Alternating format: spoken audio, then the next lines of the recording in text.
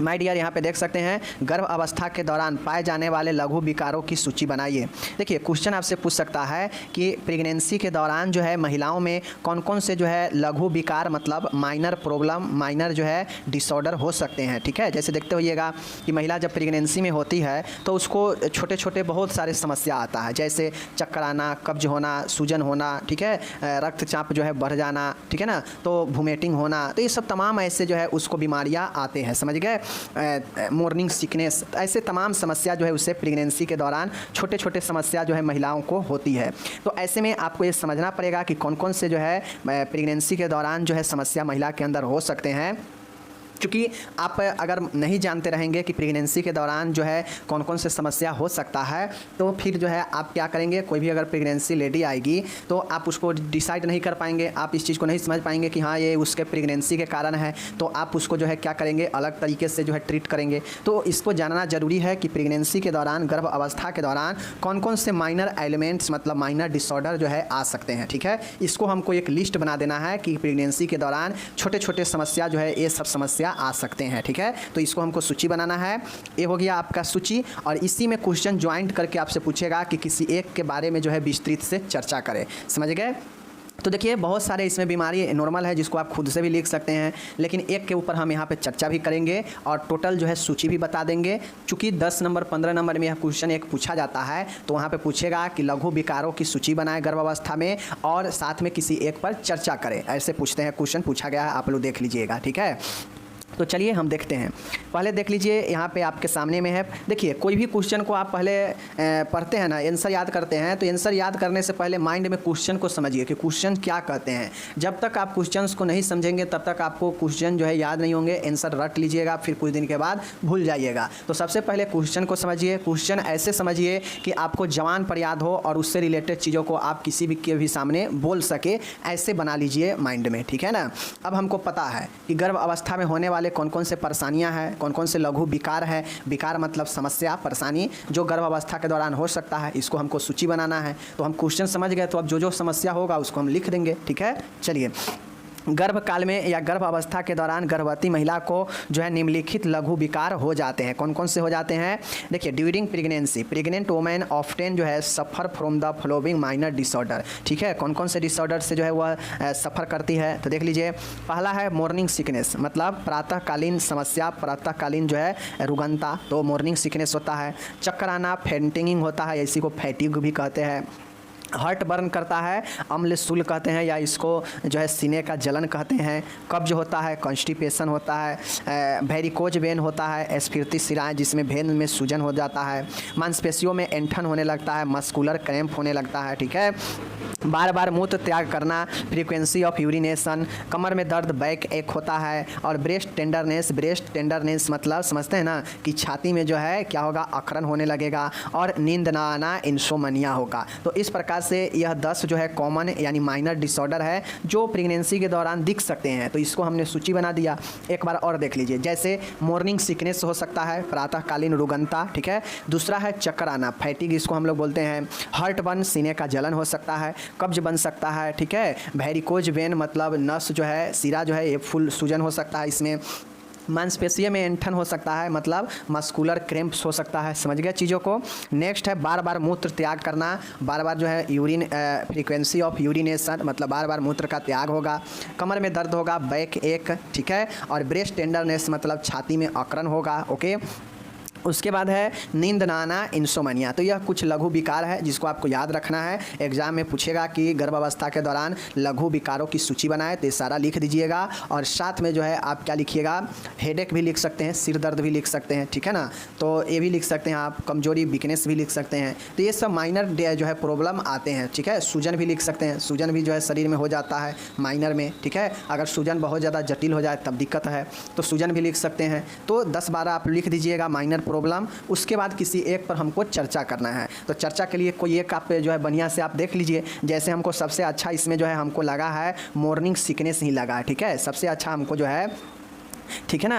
देखिए, गर्भ अवस्था के दौरान पाए जाने वाले लघु विकारों के व उनके प्रबंधन को समझाइए। तो हमसे कोई एक पर पूछेगा तो हम यहाँ पे देख रहे हैं मॉर्निंग सिकनेस के बारे में, ठीक है। अब ऊपर में क्या आप चक्कर के बारे में नहीं जानते हैं, क्या आप कब्ज के बारे में नहीं जानते हैं, हार्ट बर्न करता है क्या, उसके बारे में आप नहीं लिख सकते हैं। ये सब कॉमन है और उसमें आप एज ए नर्स क्या क्या चीज़ें कर सकते हैं पेशेंट के लिए, उसको सहायता में लिख देंगे, नर्सिंग देखभाल में लिख देंगे, ठीक है। तो ये सब जो है हमारा होता है मैनेजमेंट, लघु विकारों का प्रबंध, जो कि कॉमन क्वेश्चन है, समझ गए। लेकिन यहाँ पे हम एक जो है बीमारी के बारे में अच्छे से बता देते हैं ताकि दिक्कत आपको ना हो, ठीक है ना। चलिए, अब हम लोग नंबर 1 में ही देखे थे प्रातःकालीन रुगंता। रुगंता का मतलब होता है बीमार, ठीक है ना। तो मॉर्निंग सिकनेस जो है मरीज में हो सकता है, ठीक है ना। तो यह लक्षण गर्भकाल के प्रथम तिमाही के दौरान दिखाई देते हैं। इसमें गर्भवती महिला का जी घबराता है तथा बार बार उल्टी करने की इच्छा होती है। सामान्यतः यह समस्या प्रथम तिमाही के समाप्ति के साथ समाप्त हो जाती है। तो सबसे पहले आपको यह समझना चाहिए कि जो मॉर्निंग सिकनेस होता है तो यह गर्भ अवस्था के प्रथम जो 3 माह होता है, यानी प्रथम जो तिमाही होता है, उस तिमाही में जो है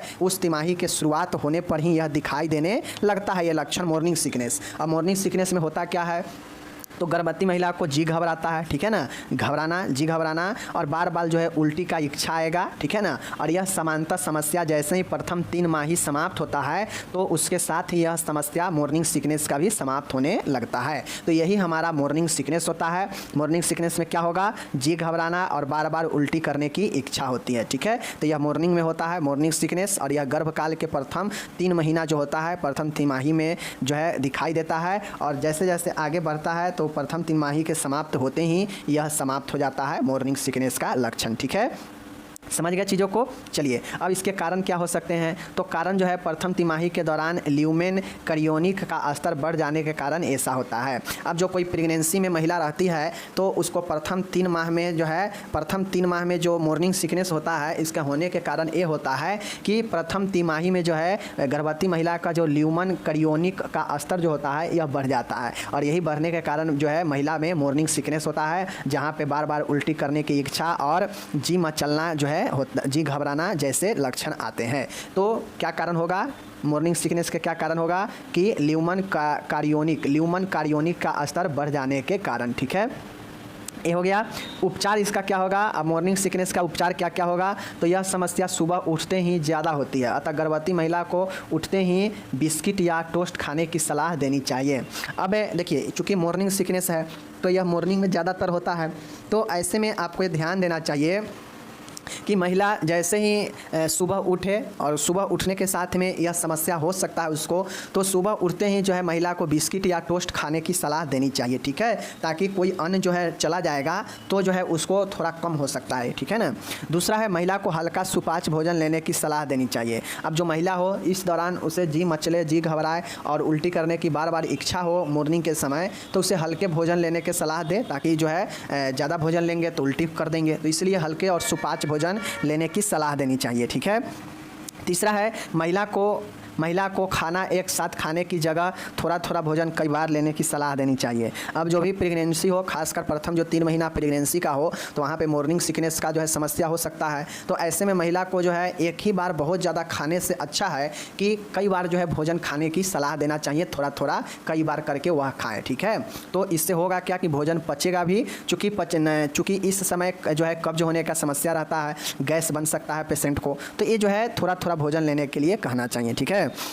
एंड चौथा है गर्भवती महिला को अत्यधिक वसा युक्त पदार्थ जैसे पनीर, मक्खन, तली हुई चीज़ें आदि खाने से बचने की सलाह देनी चाहिए। अब ये जो पनीर, मक्खन, तली हुई जो चीज़ें होता है, ये जो है क्या करेगा कि पेशेंट को और ज़्यादा जो है जी मचलेगा और वोमिटिंग करवा सकता है, ठीक है ना। तो इसके लिए महिला को क्या कहेंगे कि ज़्यादा जो है इस दौरान गर्भवती महिला को अत्यधिक वसा मतलब फैट वाला भोजन, पनीर, मक्खन, तली हुई चीज़ें जो है आदि खाने से बचने का सलाह देना चाहिए। तो ये सब जो है कॉमन चीज़ें हैं, एक नॉर्मल व्यक्ति को भी ये सब ज़्यादा नहीं खाना चाहिए, ठीक है ना। 5वां है गर्भवती महिला को सलाह देना चाहिए कि वह खाली पेट तरल पदार्थों का सेवन न करे, ठीक है ना। अब महिला को आप ये सलाह देंगे कि उसे अगर मॉर्निंग सिकनेस हो रहा है तो महिला को जो है आपको सलाह देना चाहिए कि खाली पेट तरल का सेवन न करे। तरल का सेवन मतलब जैसे पानी हो गया, जूस हो गया, दूध हो गया, खाली पेट ये सब लेने का सलाह नहीं देना चाहिए मॉर्निंग सिकनेस में जो प्रथम तिमाही में गर्भावस्था में होता है, ठीक है।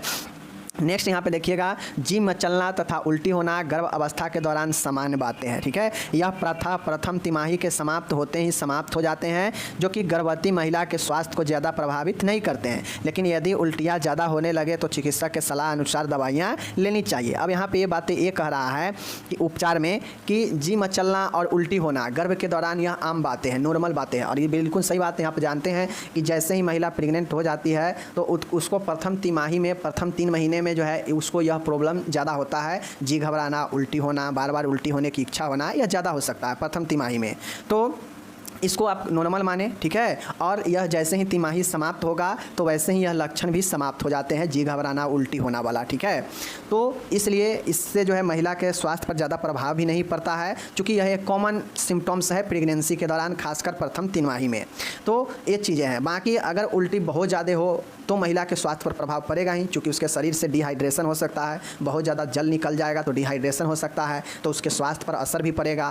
तो क्या करना चाहिए, अगर ज़्यादा उल्टियाँ हो तो डॉक्टर से सलाह के अनुसार दवाइयाँ लेनी चाहिए। तो ये चीज़, अगर हल्का फल्का जी मचले और हल्का फल्का अगर उल्टी हो तो वह कॉमन है, कोई दिक्कत नहीं है। लेकिन अगर ज़्यादा उल्टी होने लगे, ज़्यादा बार बार उल्टी हो तो फिर डॉक्टर से संपर्क करके दवाइयाँ लेनी चाहिए, ठीक है। तो यह जो है कुछ खास मॉर्निंग सिकनेस का उपचार था, जो कि मैं बता दिया उपचार में भी कोई खास है नहीं, बस इसमें आप एज नर्स थोड़ा थोड़ा पेशेंट को सलाह देते हैं कि भोजन थोड़ा थोड़ा करें। जैसे ही सिकनेस, मॉर्निंग सिकनेस का प्रॉब्लम हो तो जैसे ही सुबह उठे तो थोड़ा बिस्कुट या टोस्ट ले ले, ठीक है ना। खाली पेट तरल पदार्थ नहीं ले, समझ गए चीज़ों को। सुपाच्य भोजन ले जो आसानी से पच जाए। एक ही बार में भोजन ज़्यादा से ज़्यादा करने से अच्छा है कि थोड़ा थोड़ा भोजन करें, ठीक है ना। तो ये सब जो है हम महिलाओं को उपचार में, शिक्षा में बताएंगे मॉर्निंग सिकनेस वाले का, ठीक है। तो यह हमारा मॉर्निंग सिकनेस भी यहाँ पर समाप्त हो गया। यानी क्वेश्चन आपसे लिस्ट बनाने को साथ में अगर एक पर चर्चा करने के लिए पूछेगा तो सबसे अच्छा है मॉर्निंग सिकनेस के ऊपर चर्चा कर दीजिएगा, जितना अभी तक बताए हैं, ठीक है। और 10 नंबर आपका आराम से मिल जाएगा। बाकी आप चाहें तो कब्ज के ऊपर भी बता सकते हैं, आप चाहें तो और भी जो प्रॉब्लम ऊपर में लिस्टेड है उसमें से किसी एक पर चर्चा कर सकते हैं, ठीक है, अपने अनुसार। यहाँ पे हिंदी का इंग्लिश भी दिया गया है, आराम से इसको देख लीजिए। जो इंग्लिश वाले माय डियर है वो इंग्लिश में पढ़िए, आपका इंग्लिश में एग्जाम होगा तो इंग्लिश में ही पढ़िए तो बेटर रहेगा, ठीक है ना। चलिए, बाकी जो हिंदी वाले हैं उनके लिए तो सारा चीज़ें हो ही रहा है। इंग्लिश वाले भी समझने के लिए आराम से हिंदी में, इंग्लिश में, दोनों में समझिए, बेटर रहेगा, ठीक है ना। चलिए, तो ये हो गया कंप्लीट यहाँ पे। अब एक जो प्रश्न मैं आपको बोला हूँ कि आपको समझना बहुत ज़रूरी है, EDD। यह 5 नंबर में पूछ भी सकता है EDD के बारे में। EDD का मतलब होता है कि एक्सपेक्टेड डेट ऑफ डिलीवरी, अनुमानित प्रसव का अनुमानित तिथि। अब आप लोगों को पता होना चाहिए कि डॉक्टर जो है आपका प्रेग्नेंट जो है लेबर होने का तिथि कैसे तय कर देता है कि हाँ फलाना डेट पर आपका लेबर होना संभव है, ठीक है, एक ऐसे बता देता है। तो डॉक्टर भी कैलकुलेट करते हैं, डॉक्टर भी पूछते हैं कि आपको कितने तारीख का जो है आपका जो मेंस्ट्रुएशन है, जो मासिक धर्म होता है, वह कितने तारीख को जो है बंद हो गया, ठीक है ना। तो डॉक्टर उसी के अनुसार जो है एक्सपेक्टेड डेट देते हैं, अनुमानित तिथि देते हैं। एग्जैक्ट तिथि नहीं होता है, ठीक है, अनुमानित होता है। और उसी के आसपास जो है जाकर बच्चा जन्म भी लेता है, ठीक है ना। और जो नॉर्मल डेट होता है, सारा चीज़ें चलिए हम बताते हैं। तो आपसे अनुमानित प्रसव तिथि को समझाने के लिए पूछ सकता है 5 नंबर में, explain expected date of delivery EDD calculation के बारे में। ओके, चलिए देखते हैं। देखिए, अनुमानित प्रसव तिथि होता क्या है, पहले इस चीज़ को समझ लीजिए। EDD का फुल फॉर्म होता है expected date of delivery. Okay, EDD की गणना हेतु अंतिम मासिक धर्म की तिथि निश्चित होनी चाहिए। माय डियर, आप लोग जैसा कि जानते हैं कि जैसे ही किसी का मासिक धर्म आना बंद हो जाता है तो आप लोग समझ लेते हैं कि वह जो है प्रेग्नेंट हो गई है, ठीक है, वो महिला प्रेग्नेंट हो चुकी है, समझ गए।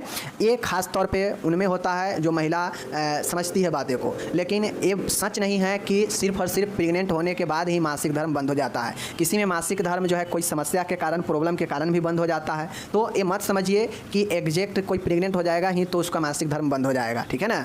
ऐसे पहले भी चोट लगना या कोई और हार्मोनल चेंजेज के कारण, कोई अन्य समस्या के कारण भी मासिक धर्म रुक जाते हैं, बंद हो जाते हैं। तो ये मत समझिएगा कि मासिक धर्म रुक गया किसी गर्ल का भी तो वह प्रेग्नेंट हो गई, ये नहीं। बट ये चीज़ें होता है प्रेगनेंसी के दौरान कि जैसे ही प्रेग्नेंट कोई होती है तो उसका जो है सबसे पहले आपका मासिक धर्म रुक जाता है, बंद हो जाता है, ठीक है। और वहाँ से लेकर फिर वो मासिक धर्म जो है इकट्ठे निकलता है। जब बच्चा जन्म ले लेता है तो उस समय बहुत सारा जो है शरीर यूट्रस से चीज़ें निकलता है। वो मासिक धर्म जो पूरे 9 महीने रुका हुआ रहता है वही सारा के सारा जो है निकलता है इकट्ठे प्रसव के समय, समझ गए।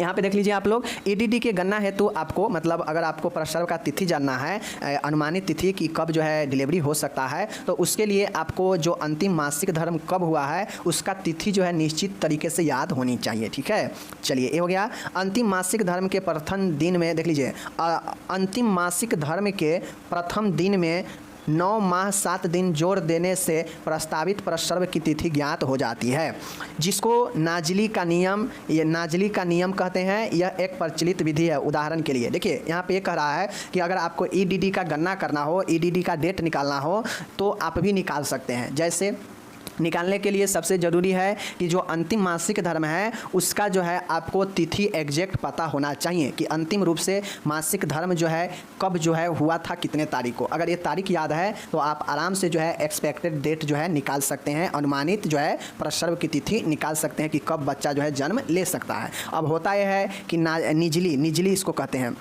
निजली के नियम के अनुसार जब हम अंतिम जो मासिक धर्म हुआ रहता है, तो जैसे हम लोग जानते हैं कि मासिक धर्म 3 से 5 दिन तक चलता है, तो प्रथम जो मासिक 3 से 5 दिन का जो ड्यूरेशन होता है, इसके सबसे जो प्रथम दिन जो होता है मासिक धर्म, उस डेट में हम जो है 9 माह और 7 दिन जोड़ते हैं तो हमारा ईडीडी निकल जाता है। समझ गए? जैसे मैं बता देता हूँ एग्जाम्पल के तौर पर, देख लीजिए एग्जाम्पल यहाँ पर दिया गया है, एग्जाम्पल से समझ लीजिए।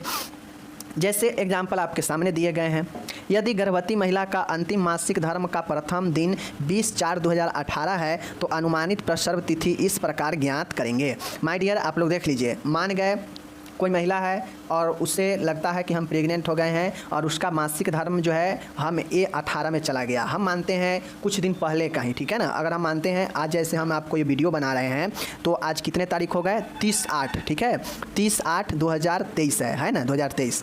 तो मान गए हमें अगर कोई महिला है, मान गए आज से ही जो है, या कोई महिला है और उसका मासिक धर्म जो है आज से शुरू हो गया, तो उसका 3 से 5 दिन तक यह मासिक धर्म चलेगा, ठीक है ना, सिक्रेशन का।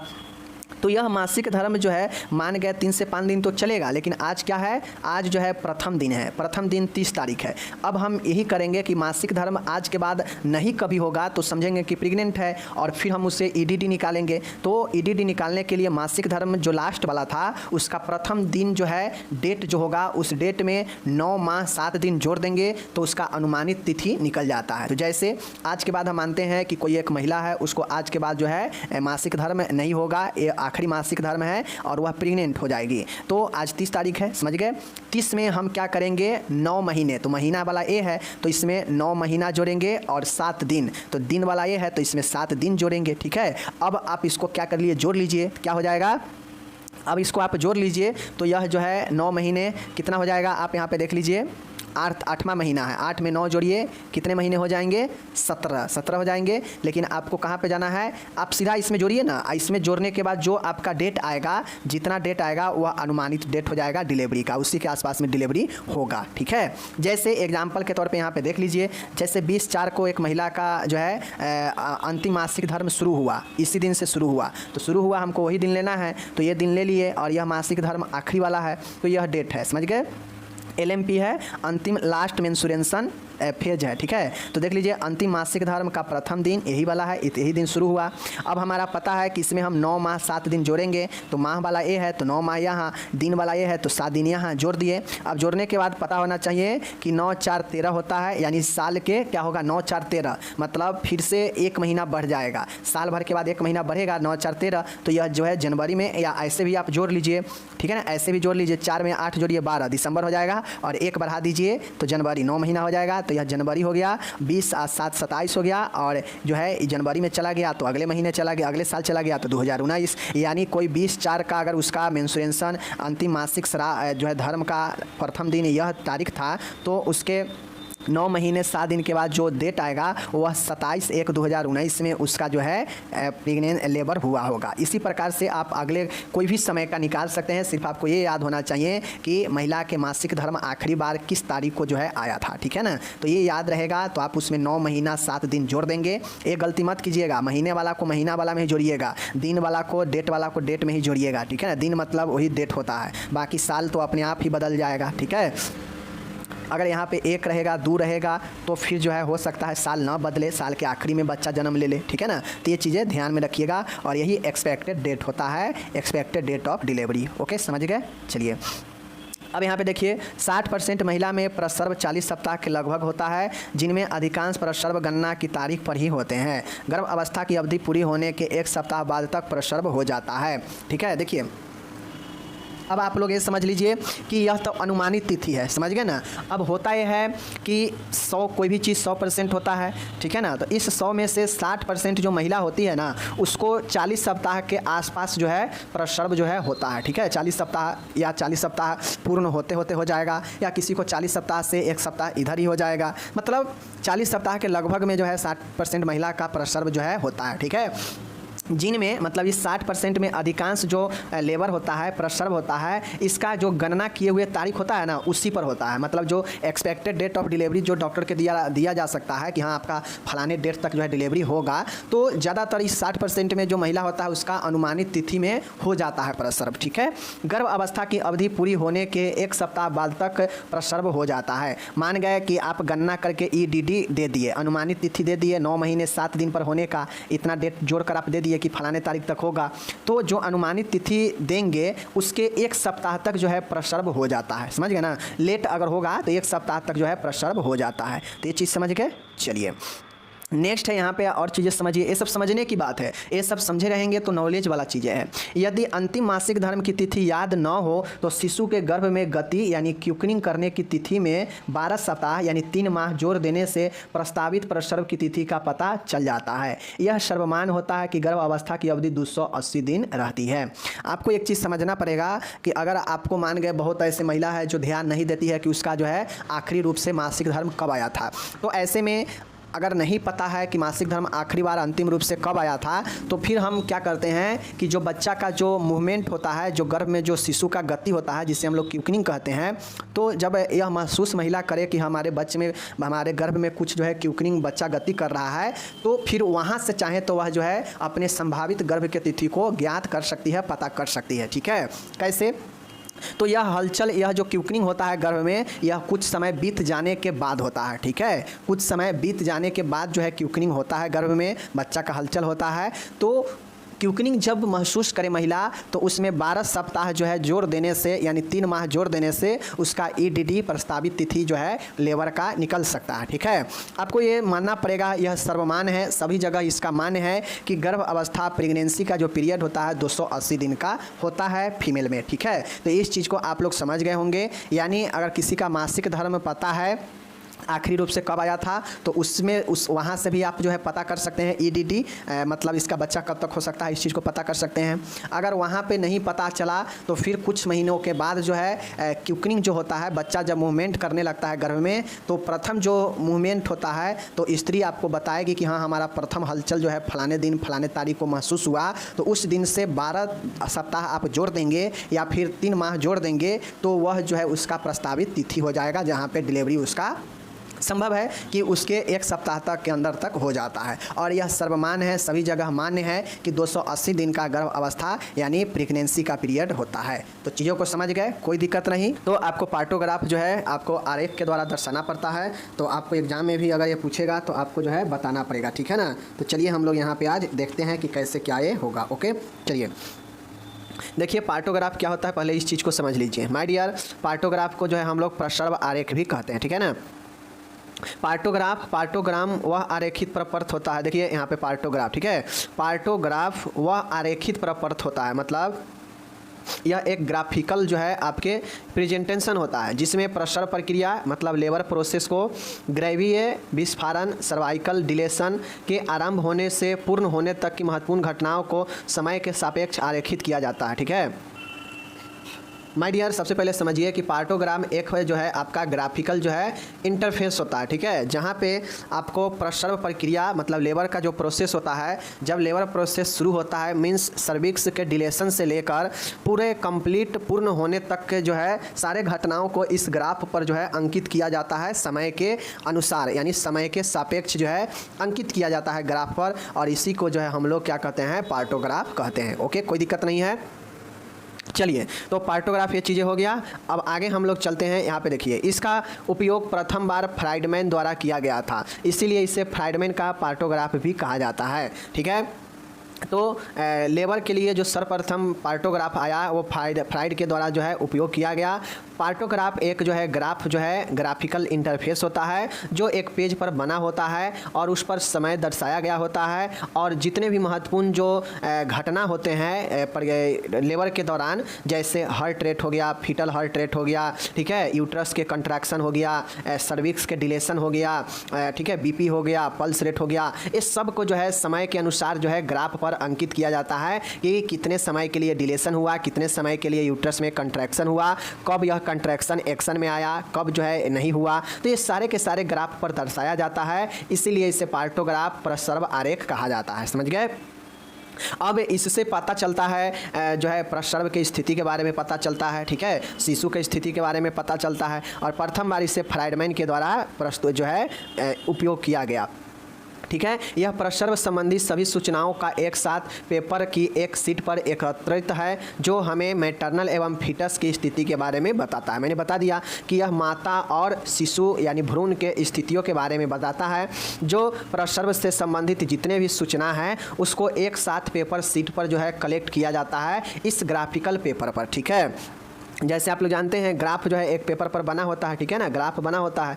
अब इस ग्राफ जो है यहाँ पे जो लेबर में ग्राफ का उपयोग किया जाता है जिसे हम लोग पार्टोग्राफ कहते हैं, तो इस पार्टोग्राफ के जो लेबर होता है, जो लेबर के दौरान जो पार्टोग्राफ का इस्तेमाल होता है, इसमें समय अंकित रहता है इस ग्राफ में। ठीक है, समय अंकित रहता है और pulse rate, heart rate foetus का, ठीक है, सर्विक्स का डिलेशन हो गया, यूट्रस का कंट्रैक्शन हो गया, ठीक है, बीपी हो गया, ये सब जो है इस ग्राफ पर अंकित रहता है और समय के सामने जो है जितना बीपी है उसके सामने टिक करते हैं। ठीक है, उसी प्रकार से कितना देर का डिलेशन हुआ है सर्विक्स में वो बताते हैं ग्राफ में। तो ये सब प्रसर्व की स्थिति के बारे में पता किया जाता है, साथ में जिससे मैटरनल और फीटस के भी स्थिति के बारे में पता चलता है इस ग्राफ के द्वारा। ओके, पार्टोग्राफ में कौन कौन से चीज़ों का उपयोग किया जाता है, कौन कौन से कंपोनेंट्स होते हैं पार्टोग्राफ में, चलिए देख लीजिए।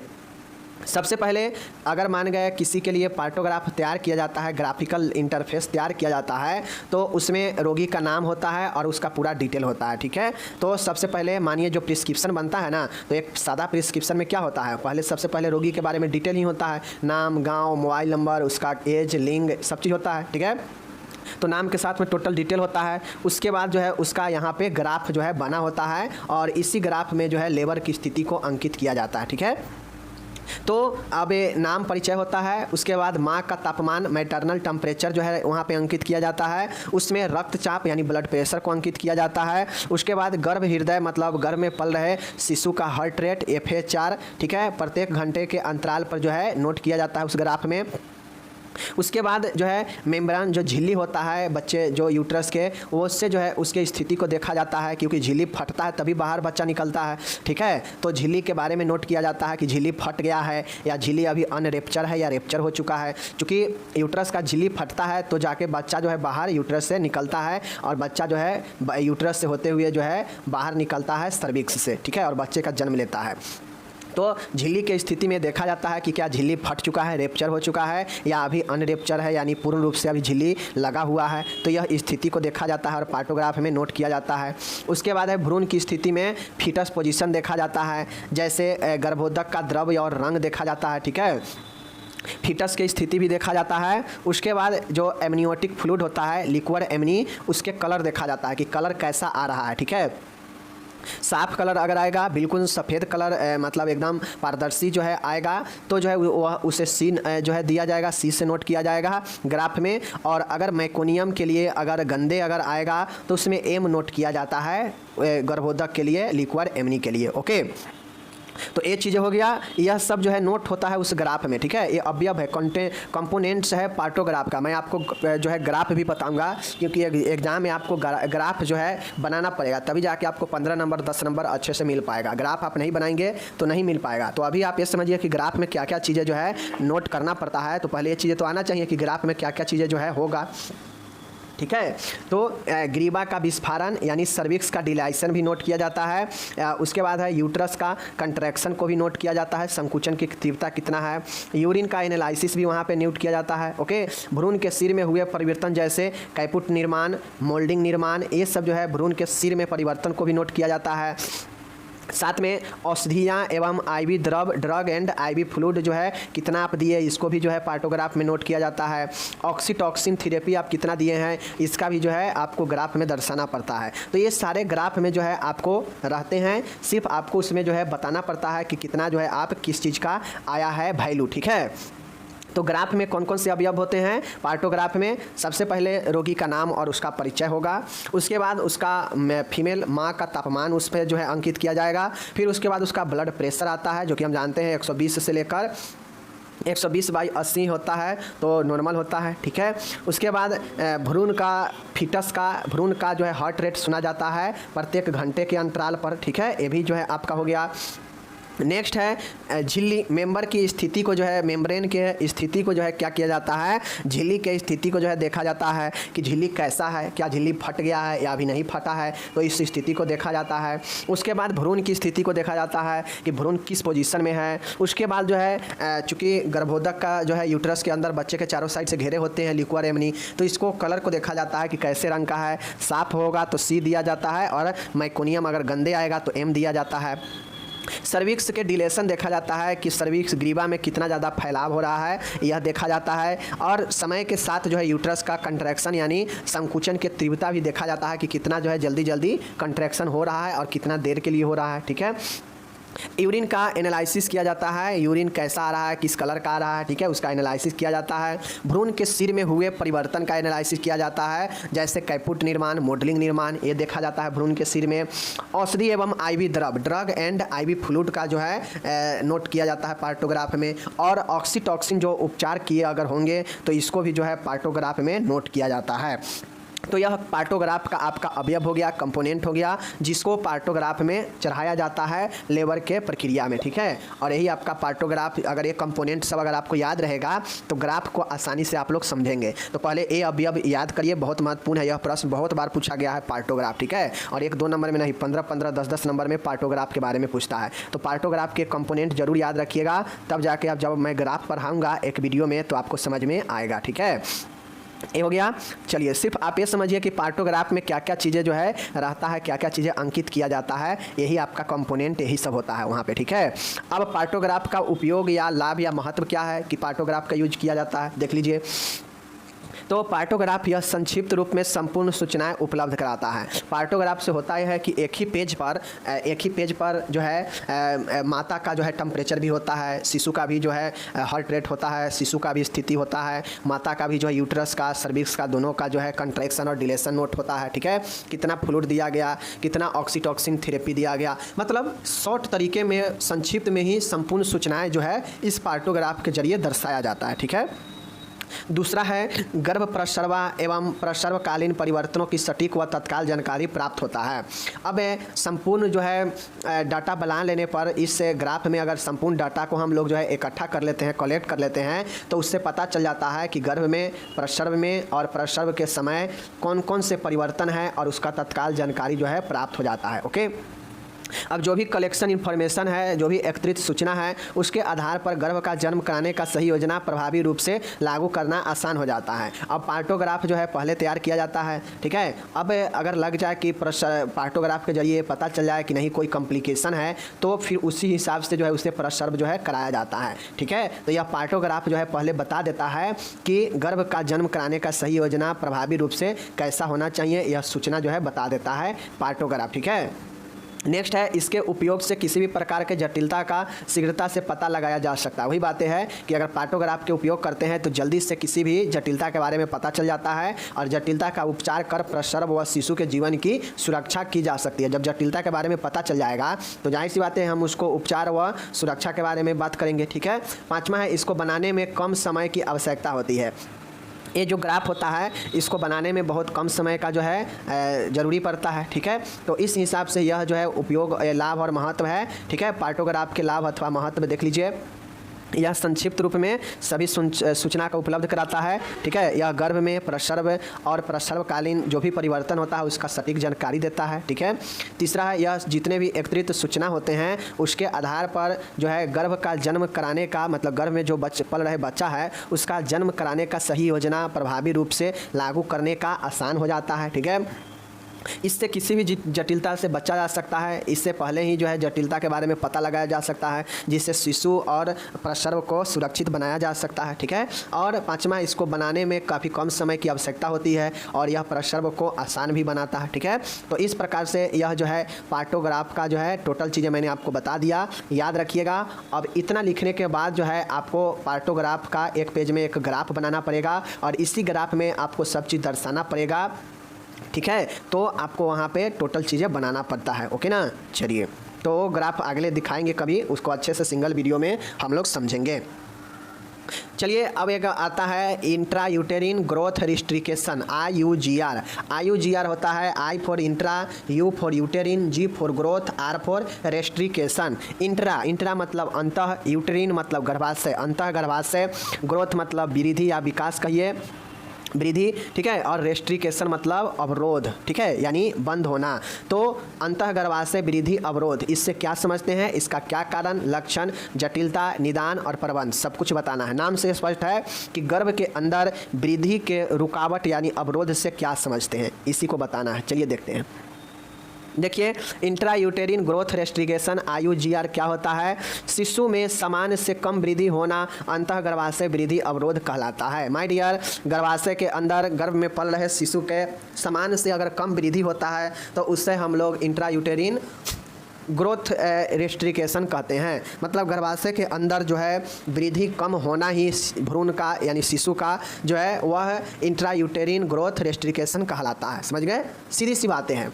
चूँकि नाम में ही इसका डिफिनीशन छुपा हुआ है। अंतः मतलब अंदर, गर्भाशय मतलब गर्भाशय के अंदर, वृद्धि मतलब वृद्धि और अवरोध मतलब रुकावट, यानी गर्भाशय के अंदर वृद्धि में रुकावट। किसका, शिशु के, शिशु में गर्भाशय के अंदर वृद्धि में रुकावट ही जो है या कम वृद्धि होना ही अंतः गर्भाशय वृद्धि अवरोध कहलाता है। ओके, कोई दिक्कत नहीं।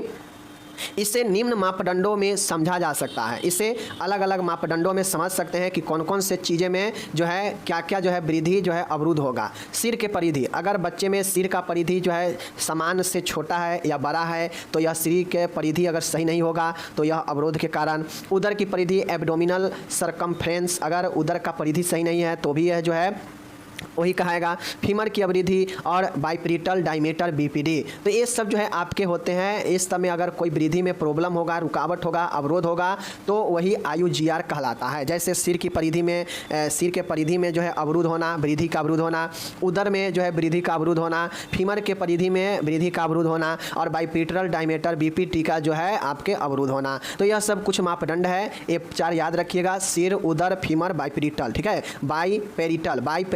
बाइपेरिटल, फीमर, उदर, सिर, ये याद रखिएगा। और ये जब आप याद रखेंगे तो आप समझेंगे कि इसी के जो है अवरुद्ध होने से जो है आपके यही गर्भाशय में अवरुद्ध हो सकता है और यही जो है IUGR कहलाता है। ठीक है, सिर के परिधि अगर सामान्य से छोटा होगा, उदर के परिधि सामान्य से छोटा होगा, वृद्धि कम होगा, फीमर के परिधि जितना होना चाहिए उससे कम होगा, बाइपेरिटल डायमीटर अगर कम होगा तो यह सब वृद्धि अवरोध का जो है लक्षण होते हैं, जिसको इस तरीके से आप समझ सकते हैं। ठीक है, अब इसके होने के कारण कॉजेज क्या होते हैं, तो कॉजेज में बहुत सारे कॉजेज हो सकते हैं। जैसे मान गए कोई महिला प्री एक्लेम्सिया से ग्रसित है, मैं आपको बता चुका हूं कि प्री एक्लेम्सिया क्या होता है। ठीक है, उच्च रक्तचाप, गर्भ अवस्था के दौरान महिला हाइपरटेंशन का शिकार हो, महिला प्री एक्लेम्सिया से ग्रसित हो। ठीक है, गर्भ के दौरान ही उसे एनीमिया हो जाए। ठीक है, उसे गर्भाशय में कोई विकृति जो है प्रॉब्लम आने लगे, गर्भाशय में संक्रमण हो जाए, मल्टीपल प्रेगनेंसी हो सकता है। ठीक है, एक से ज़्यादा प्रेग्नेंट रहना। ठीक है, भ्रूण में विकृतियाँ होना, औषधि व्यसन ड्रग का एडिक्शन होना। ठीक है, माँ की अधिक उम्र होना, महिला की लंबाई कम होना, गुणसूत्रीय विकृतियाँ, तो ये सब कहीं ना कहीं कारण बनते हैं जो यूट्रस में बच्चे को वृद्धि को रोकता है। ठीक है, ज़्यादातर माँ से ही रिलेटेड है। प्री एक्लेम्सिया, हाइपरटेंशन, एनीमिया, गर्भाशय में विकृति। ठीक है, विकृति मतलब गर्भाशय में समस्या, गर्भाशय में संक्रमण, एक से ज़्यादा जो है गर्भ अवस्था, ठीक है, भ्रूण में विकृति मतलब फीटल में भी प्रॉब्लम इसका कारण बन सकता है, ठीक है। औषधि व्यसन, अगर कोई माँ ड्रग के एडिक्ट है तो उसको जो है बच्चे पर प्रभाव पड़ेगा। माँ के अधिक उम्र भी बच्चे पर प्रभाव पड़ता है। महिला की लंबाई कम होगा तो बच्चे का वृद्धि भी जो है कम होगा, ठीक है। गुणसूत्रीय विकृतियाँ भी हो सकता है, क्रोमोसोमल एबनॉर्मेलिटी भी कारण बन सकता है कि बच्चा जो है, ये सब कारण बन सकता है कि बच्चा जो है गर्भ में वृद्धि कम हो। और जब बच्चा जो है गर्भ में वृद्धि कम करता है तो उसे ही IUGR कहते हैं, इंट्रायूटेरिन ग्रोथ रेस्ट्रिकेशन। ओके, अब आता है लक्षण। लक्षण की बात किया जाए तो आपको पता है कि वृद्धि कम होने पर क्या क्या लक्षण जो है दिखाई देंगे शिशु में, बच्चे में। देख लीजिए, शिशु का भार सामान्यतः 600 ग्राम से कम होता है, ठीक है। जब बच्चा, मान गए लक्षण क्या होगा, तो लक्षण ये होता है कि शिशु का भार जो है सामान्यतः 600 ग्राम से कम होता है, ठीक है।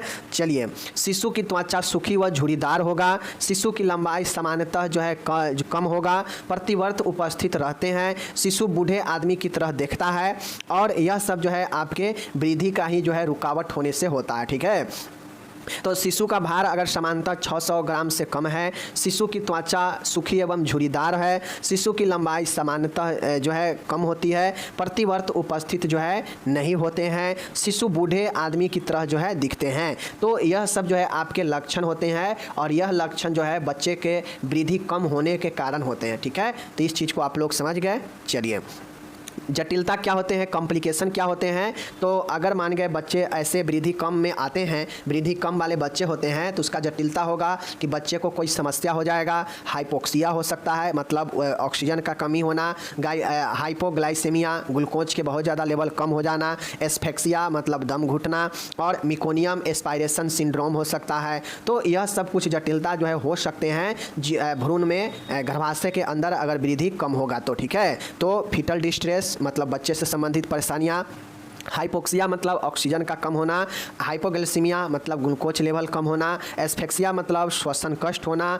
और मिकोनियम एस्पायरेशन सिंड्रोम, यह जो है जटिलता होते हैं, समझ गए, इसी IUGR का। ओके, इसका निदान क्या होता है, डायग्नोसिस क्या है। तो डायग्नोसिस में फिजिकल एग्जामिनेशन किया जाता है, USG किया जाता है, एक्सरे किया जाता है, एमिनोसेंटेसिस किया जाता है, एमनियोटिक फ्लूइड का चेक किया जाता है, bio physical profile of baby का बायो फिजिकल प्रोफाइल टेस्ट किया जाता है, कार्डियो देख लीजिए, कार्डियो टोकोग्राफी जो है किया जाता है। तो यह सब जो है आपके कुछ जो है निदान है, डायग्नोसिस है, एक्सरे वगैरह, एमिनोसेंटेसिस, amniotic fluid, biophysical profile baby का, और कार्डियो टोकोग्राफी जो है करके पता किया जाता है कि क्या सच में वृद्धि बच्चे में कम हो रहा है या क्या है, ठीक है। तो ये चीज़ें होता है। अब इसका प्रबंध कैसे करेंगे, तो देख लीजिए, रोगी को अस्पताल में भर्ती कर भ्रूण का लगातार जो है निरंतर अवलोकन करना चाहिए। सबसे पहले अगर मान गए एक प्रॉब्लम जो है बच्चे में अगर दिख जाता है जांच वाँच कराने के बाद कि बच्चा जो है विकास अच्छा से नहीं किया, उसका वृद्धि सही से नहीं हुआ है, तो उस कंडीशन में भ्रूण का निरंतर अस्पताल में रोगी को भर्ती कर दिया जाता है और भ्रूण का निरंतर जो है अवलोकन किया जाता है, देखा जाता है, ठीक है। नेक्स्ट है, रोगी के जैविक चिन्हों की निरंतर जांच की जाती है। रक्तदाब, नाड़ी दर, श्वसन दर, तापमान आदि जो महिला है उसका जांच करते रहता है।